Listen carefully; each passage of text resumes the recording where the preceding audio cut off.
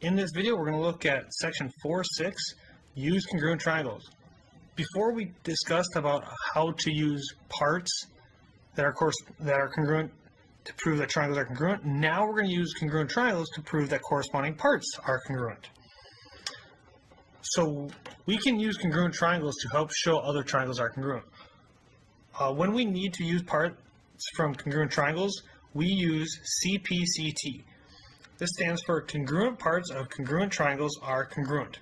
So that's the term we'll use in shorthand for when we talk about proofs.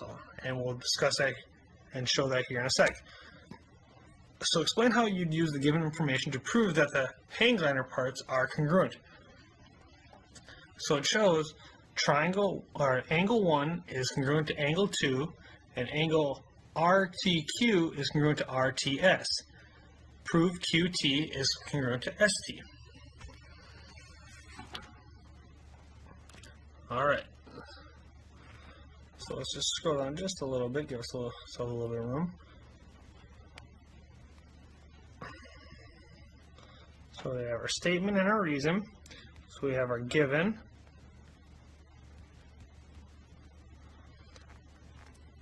And then we have angle 1 is congruent to angle 2, and angle RTQ is congruent to angle RTS. Okay, so RTS is congruent to RTQ, and angle 1 is congruent to angle 2. So now we can also see that they share RT.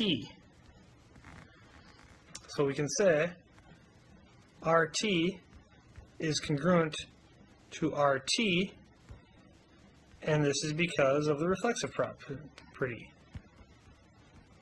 So now we have an angle congruent to an angle congruent to an angle, and a side congruent to side. So we can actually say the two triangles themselves are congruent.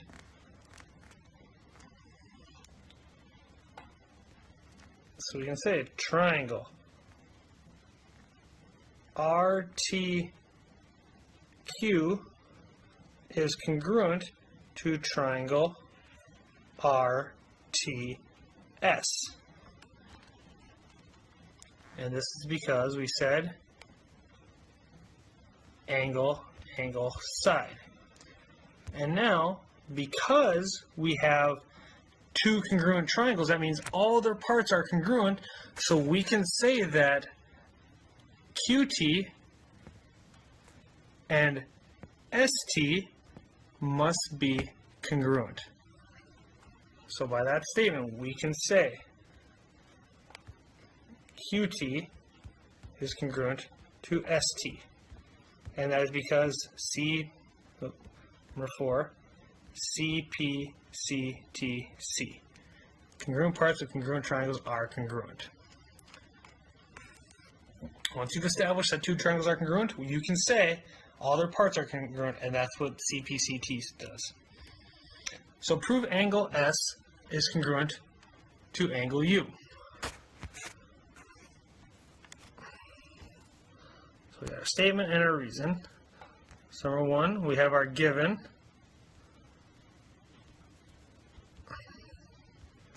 We can see ST is congruent to UV, and we can see SV is congruent to TU. Then we can also see that they share TV, so TV is congruent to TV because of the reflexive property. Anytime they share something, it's reflexive because it's congruent to itself. So we've established that the two triangles are congruent. We've shown triangle STV is congruent to triangle UVT. And this is because of side, side, side, showing all three sides were congruent, And then because all their sides are congruent, that means all their parts are congruent. So that means angle S must be congruent to angle U because of CPCT.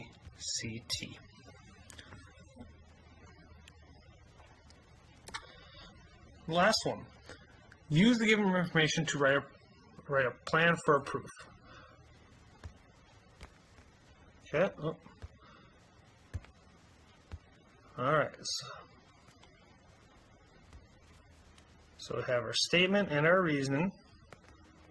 So number 1, angle 1 is congruent to angle 2, and angle 3 is congruent to angle 4. This is given. So we want to prove the two little triangles, BCE and DCE, are congruent. But we don't have enough information for that. But we can look at two bigger triangles.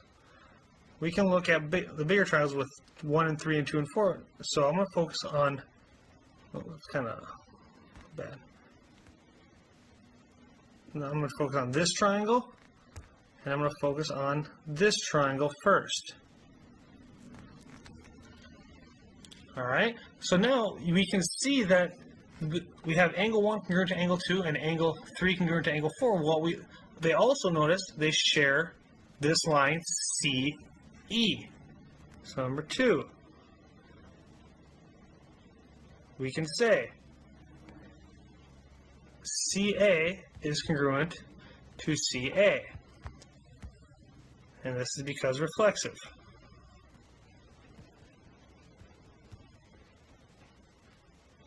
And now we have an angle side angle situation. So we can say that two big triangles, so triangle CDA is congruent to triangle CBA. So this is angle side angle. So now we know more parts are congruent. So that means on the two little triangles, notice they overlap with a little bit with the bigger triangles. So we can say CD and CB are congruent of the little triangles. So I'm going to say number 4, CD is congruent to CB because of CPCT. And then they share this little part CE.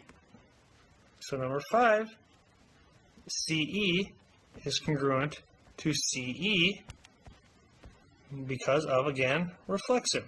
Oh, number 6.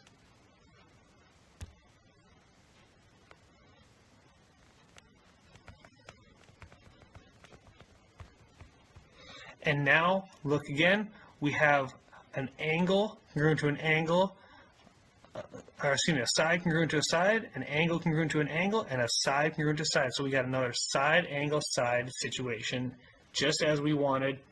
So we've established that, number 6, that triangle BCE must be congruent to triangle DCE. And that is because of side, angle, side.